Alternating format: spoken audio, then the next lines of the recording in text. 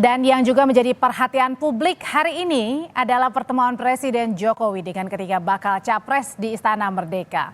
Jokowi saudara mengundang Ganjar Pranowo, Anies Baswedan, dan Prabowo Subianto santap siang bersama di Istana Merdeka. Suasana makan siang juga tampak akrab. Sesekali Jokowi meminta para capres untuk mengambil dan mencoba menu hidangan yang tersedia. Kurang dari sepekan sejak pendaftaran Prabowo Gibran, Presiden Jokowi mengundang 3 bakal calon presiden ke istana. Benarkah ini salah satu upaya presiden untuk menjawab sorotan soal netralitas karena putranya maju kontestasi? Lalu pertanyaan berikutnya, benarkah juga Jokowi berupaya menurunkan tensi hubungannya dengan PDIP dan Megawati Soekarno Putri? Kami bahas sore ini bersama dengan Arya Bima, politisi PDI Perjuangan yang nanti juga akan segera bergabung. Ada juga Andre Rosiade, juru bicara tim pemenangan Prabowo. Dan juga hadir di studio ada Adi Praitno, Direktur Eksekutif Parameter Politik Indonesia. Sore, Bang Andre, Mas Adi, apa kabar? Sore, Audrey. Alhamdulillah sehat. Selamat sore, Audrey. Selamat sore, Adi Praitno. Bang Andre, jadi yang ditangkap dari Gerindra nih. Jadi ditangkap dari Gerindra, bukan menunya ya, tapi makna dibalik dari makan siang ini apa sih? Betul menurunkan tensi politik yang belakangan ini menyerang? Audrey, saya rasa undangan Presiden Jokowi kepada 3 capres ini adalah simbol yang sangat bagus ya untuk menjaga kondusivitas politik kita. Dan Pak Prabowo serta Koalisi Indonesia Maju dari awal sangat yakin bahwa Presiden akan dalam posisi yang netral.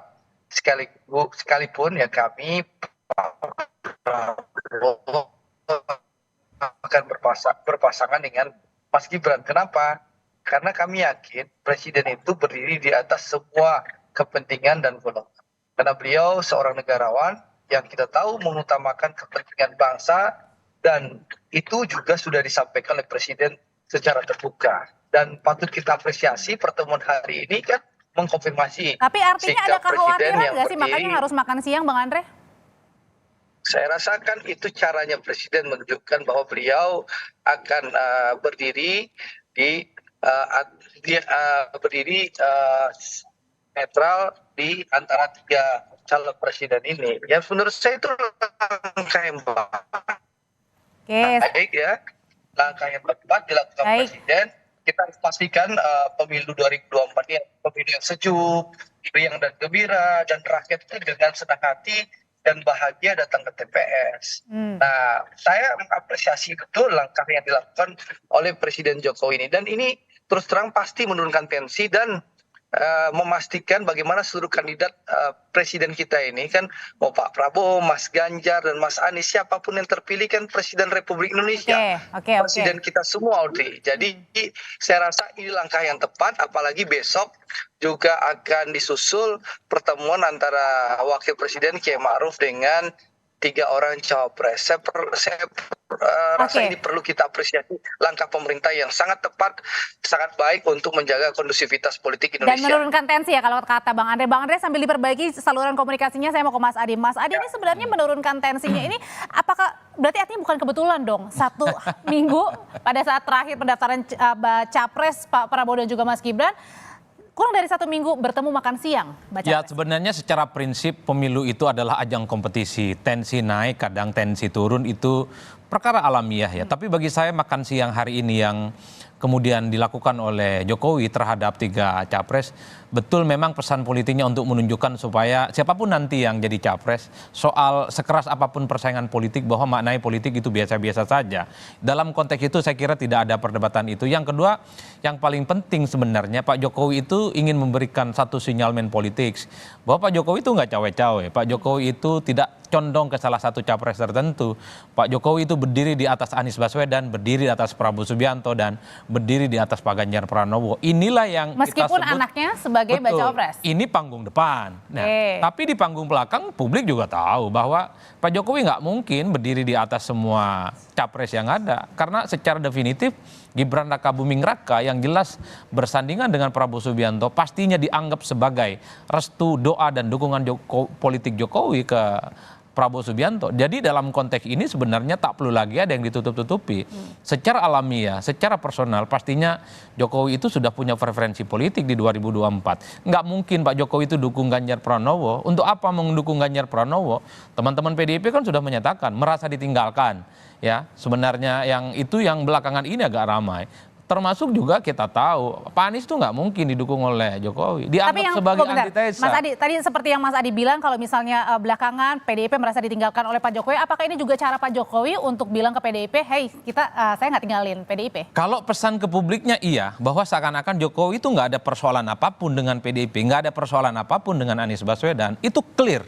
Itu kan pesan politik yang ingin tampak di panggung depan.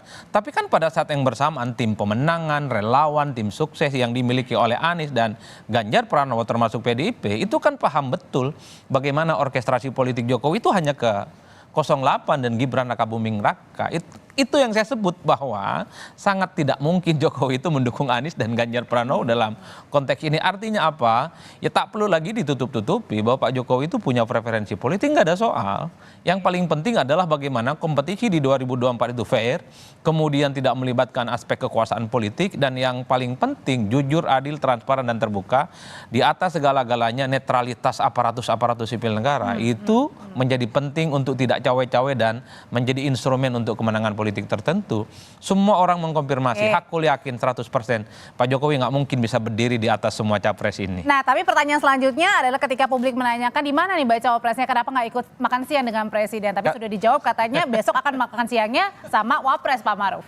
Ya sebenarnya kalau boleh jujur, semua orang publik itu berharap pertemuan hari ini juga dihadiri oleh bakal calon wakil presiden. Di situ ada Muhaimin Iskandar, Pak Mahfud MD, dan juga Mas Gibran Rakabuming Raka. Biar nyaman, biar oke. Bahwa yang bertanding itu bukan hanya soal capres, tapi juga cawapres menjadi variabel penting.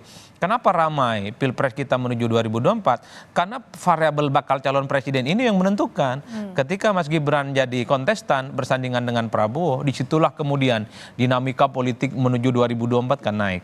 Kalau pendukungnya Prabowo misalnya, atau orang yang melihat Prabowo Subianto itu hanya maju dengan Erick Thohir atau Erlangga Hartarto, tidak akan seramai ini pembicaraannya. Itulah yang saya sebutkan. Variabel bakal calon presiden itu adalah variabel menjadi kunci karena itu dianggap sebagai replika atau wajah lain dari politik Jokowi di 2024. Overall bagi saya pesan politiknya adalah makan siang ini supaya kondusif pemilu. Oke, kita apresiasi bahwa Pak Jokowi itu berdiri di atas semua kalangan. Oke, kita apresiasi meski pada saat yang bersamaan tak boleh satupun yang menganggap bahwa di panggung belakang orang juga meyakini Pak Jokowi nggak mungkin berdiri di atas semua orang. Tahan dulu sampai di situ Mas Adi. Saya juga mau tanyakan ke PD Perjuangan, ada Mas Arya Bima yang sebentar lagi juga akan bergabung bersama kita. Tapi saya mau tanya dulu ke Bang Andre. Jadi besok ini confirm ya Bang ya, kalau misalnya ada makan siang juga kali ini baca wapres bersama dengan wapres. Ya, kalau kita mendengar keterangan dari para kandidat capres, memang besok direncanakan akan ada makan siang kandidat cawapres dengan Pak Kiai Ma'ruf ya, Wakil Presiden Republik Indonesia kita itulah. Ya kita tunggu saja. Tapi menurut saya tadi yang disampaikan Adi bahwa ini langkah yang baik, langkah bagus, kita syukuri bahwa netralitas itu bisa terwujud. Tentu harapannya bukan hanya panggung depan ya Adi, tapi bagaimana ya seluruh aparat yang ada bisa berjalan netral tanpa perlu berpihak, dan itu sudah disampaikan oleh Presiden berulang-ulang kali termasuk kepada seluruh PJ Gubernur, PJ Wali Kota, dan PJ Bupati. Karena harapan itu juga disampaikan loh Bang tadi oleh Mas Anies dan juga Mas Ganjar di sana. Ya saya rasa semua kontestan pasti menginginkan hal yang sama. Seluruh peserta pemilu mengalami yang sama karena kami sudah pengalaman 2 kali pemilu, Audrey. Kita merasakan betapa sulitnya kalau pemilu itu tidak netral, gitulah. Jadi wajar Mas Ganjar cerita karena kan Mas Ganjar kan bagian kekuasaan dulu, gitulah. Jadi jadi menurut saya kita tentu menginginkan pemilu yang riang dan gembira, yang netral, dan kita mendukung langkah Presiden untuk memastikan dan menunjukkan bahwa pemerintah harus benar-benar netral. dan kami sangat mengapresiasi langkah tersebut. Oke, Dan kalau gitu sekarang saya akan mau nanyakan ke Mas Bima yang sudah bergabung. Ya. Mas Bima, selamat sore. Mas Bima, langsung Selamat aja sore. nih, tancap gas ya. Jadi kalau tadi pertemuan makan siang itu Pak Presiden dengan 3 baca pres, apa yang ditangkap sama PDIP? Tapi tahan dulu ya Mas Bima ya, usai jeda nanti kami akan berdiskusi lagi tetaplah di Kompas Petang.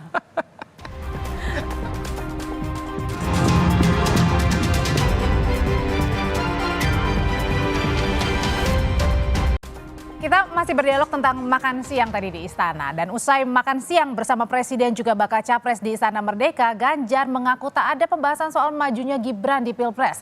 Ganjar hanya menyebut yang dibahas adalah hal-hal ringan saja. Tanya Ganjar, tapi Anies Baswedan juga mendapatkan pertanyaan apakah pertemuan dengan Presiden membahas soal Gibran? Pertemuan ini kenapa harus dilakukan di istana, Pak? Enggak, yang ngajak makan siang aja karena yang ngajak presiden ya di istana gitu kan. Kalau yang ngajak saya mungkin saya ajak di kaki 5. Soal Gibran tadi dibahas, Pak. Enggak. Tadi komunikasi dengan Pak Jokowi bagaimana, Mas, di dalam? Kenapa? Komunikasi sama Pak Jokowi ada Asik-asik komunikasi. kita ketawa-ketawa ngomongnya enteng-enteng nggak berat-berat kok tadi. Ngomong makanan, banyak kelihatannya pada ini ya seger-seger ya gitu. Sudah keliling kemana aja gitu. Kelihatannya kok ada yang tambah gemuk, ada yang tambah kurus gitu. Siapa tuh Pak yang tambah ngomong Siapa kurus, Pak? Pak yang dimaksud? Oh, enggak.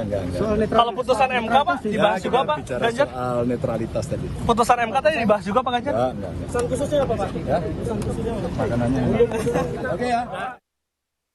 Posisi duduknya memang seperti itu atau Bapak memilih tempat itu, Pak? Posisi duduk Pak Anies tadi berhadapan-hadapan dengan Pak Presiden. Apakah posisinya memang di antara seperti itu atau Bapak sendiri yang memilih?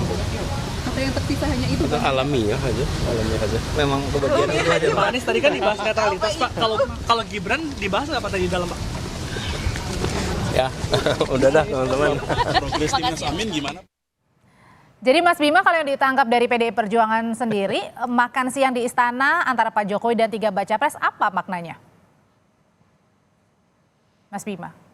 Oh ya, ini gini, kalau saya melihat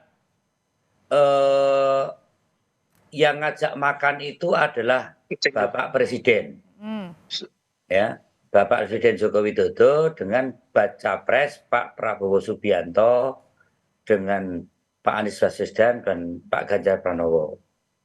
Nah, makanya ketiganya hadir. Ini menunjukkan bagaimana keseriusan Pak Joko Widodo untuk sebenarnya menjaga situasi yang kondusif supaya kontestasi ketiga capres nanti itu berjalan dengan baik. Karena kan akhir-akhir ini seolah-olah ada persepsi Pak Presiden Joko Widodo dianggap pada posisi ketidaknetralannya. Kalau Pak Joko Widodo saya kira sudah tidak netral karena putranya ada di posisi Pak Prabowo Subianto.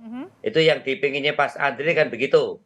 Ya, apalagi sudah memberi restu pas Gibran Wali Kota Solo itu menjadi wakilnya Pak Prabowo Subianto. Jelas sebagai bapak tidak akan netral Pak Joko Widodo. Tetapi yang kita harapkan Pak Joko Widodo tidak hanya sebagai bapak yang baik terhadap putranya Mas Gibran yang memberikan restu sebagai calon wakilnya Pak Prabowo, tetapi Pak Joko Widodo ini adalah presiden, kepala pemerintahan dan kepala negara.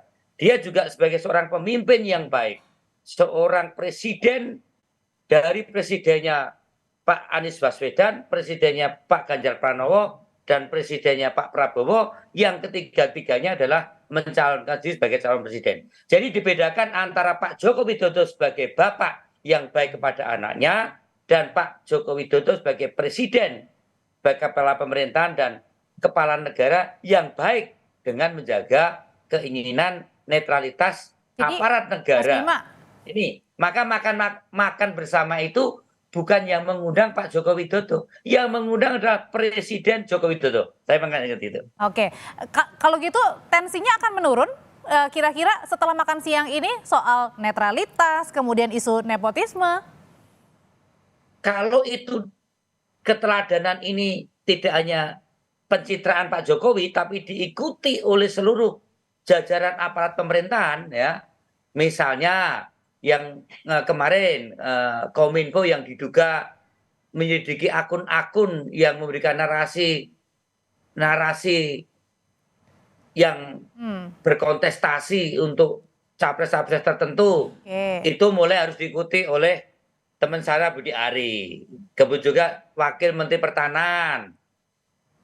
Hutan sosial itu nawacita, itu program menyediakan rakyat yang saya buat dari PDI Perjuangan, tapi di dalam programnya membagi-bagikan sertifikat, ya, tapi dengan ada salam dari Pak Prabowo dan Mas Gibran. Ini kan mencederai presiden ini.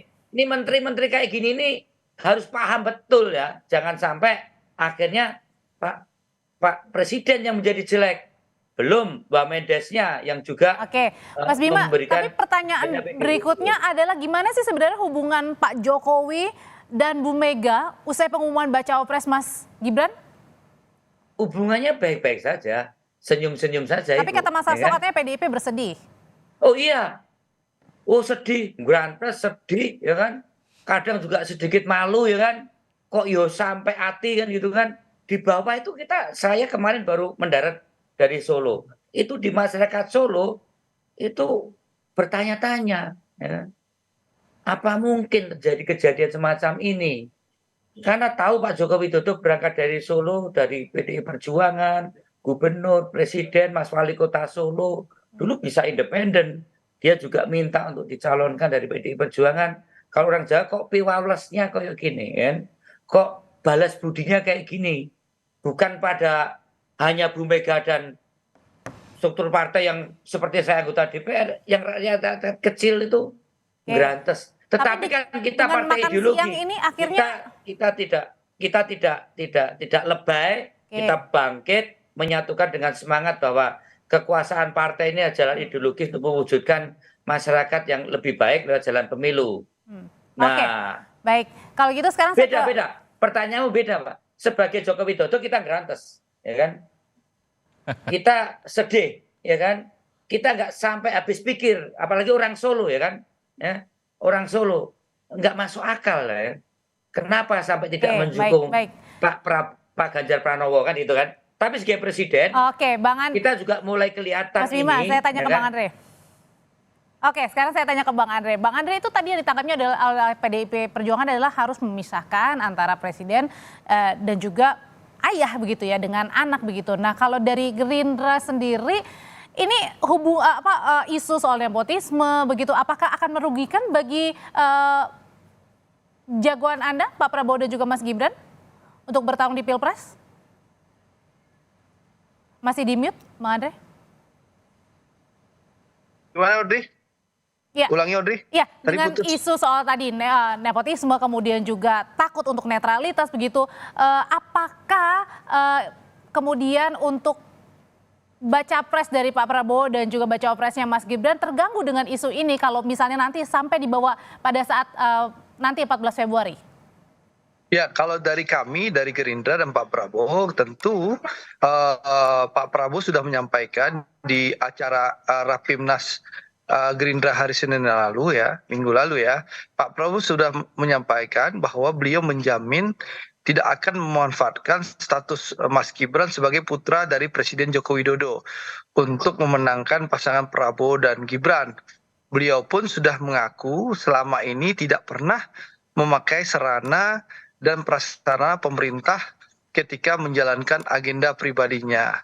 Jadi itu pernyataan Pak Prabowo, saya kutip aja, saya kira kita semua dewasa ya kan, kita sudah mempunyai kesadaran, pemikiran, tidak perlu kita pakai sarana dan prasarana pemerintah. Saya sendiri selama ini kalau bukan kepentingan dinas, saya kemana-mana saya juga pakai sarana sendiri. Itu pernyataan Pak Prabowo, saya kutip. Nah bahkan Mbak Puan sendiri, ya, bosnya Mas Ari Bimo juga sudah menyampaikan bahwa Pak Jokowi kan seorang negarawan dan menyatakan siap menjadi presiden bagi seluruh rakyat Indonesia dan tidak akan berpihak kepada siapapun dari ketiga calon tersebut. Bahkan Mas Anies pun menyampaikan kami yakin presiden akan bersikap netral, presiden akan menjaga agar kewibawaan proses demokrasi kita tetap tinggi dan keren kan kalau memang netral. Dan Pak Jokowi hari Minggu yang lalu tanggal 22 Oktober juga menyampaikan akan mendukung semua pasangan capres dan cawapres yang berlaga di Pilpres 2024 demi kebaikan bangsa. Oke. Kan sudah disampaikan oleh beliau. Jadi menurut saya zaman sekarang zaman demokrasi, zaman yang penuh keterbukaan itu semua orang menonton dan menyorot apakah nanti ada ketidaknetralan atau tidak. Dan publik yang menilai ya Bang Andre ya. Dan publik akan menilai. Oke. Gitu. Oke, kembali lagi ke Mas Adi. Mas Adi, yang menarik juga adalah tadi pada saat wartawan nanya isu tentang MK.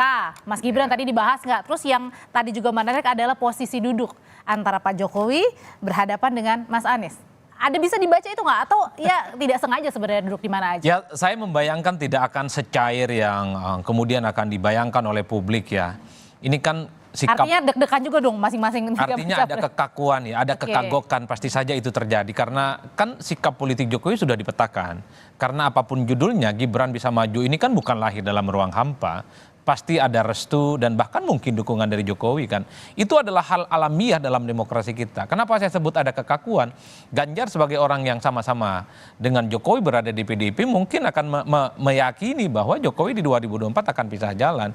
Pernyataan Hasto dan sejumlah elit PDIP betapa Jokowi sudah nggak bisa berdareng lagi. Itu kan menebalkan satu keyakinan di 2024 ya Jokowi nggak mungkin dukung Pak Ganjar Pranowo. Begitupun dengan Anies Baswedan yang kita tahu yang selalu dianggap sebagai antitesa. Sampai kiamat pun rasa-rasanya nggak mungkin Jokowi dukung itu. Artinya nggak perlulah dibantah. Bagi saya adalah sekalipun Jokowi punya preferensi pilihan politik mendukung Prabowo Subianto dan Gibran nggak soal. Yang paling penting adalah bagaimana netralitas aparatur sipil negara, kemudian unsur-unsur kekuasaan politik itu tidak bergerak dan tidak boleh menjadi ornamen untuk kepentingan politik tertentu. Sepanjang kompetisinya sehat, sepanjang kompetisinya fair, saya kira publik akan mengapresiasi itu semua. Terkait dengan posisi duduk bagi saya sederhana lah.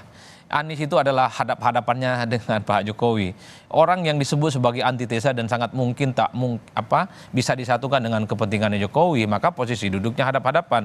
Ganjar di posisi sebelah ya. Sebelah kanan, kemudian Pak Prabowo itu di sisi kiri kalau tidak keliru.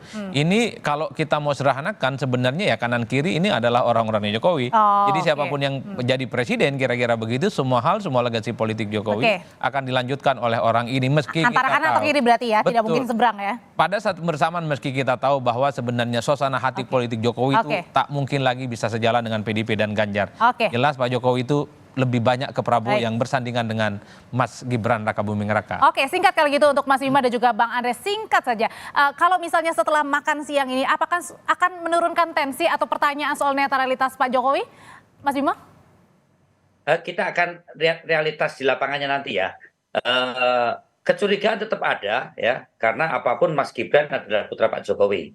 Mungkin bukan kemauan Pak Jokowi, tapi aparat-aparat ini kadang berimprovisasi yang terlalu berlebihan dan nampak nyata yang saat ini sudah terasa. Kita ingin bagaimana hajatan ini biar menjadi hajatan publik ya, bukan hajatan domestik atau hajatan pemerintah dan aparat, apalagi hajatannya Pak Jokowi. Untuk itu kita berharap bagaimana restu Pak Jokowi pada Mas Gibran itu bukan restu seorang presiden yang akan menggunakan seluruh perangkat negara itu kesuksesan Mas Gibran. Tapi kami percaya Pak Jokowi akan menunjukkan sebagai pemimpin dan presiden yang baik dan menempatkan diri pada posisi yang netral. Saya kira itu. Baik, Bang Andre.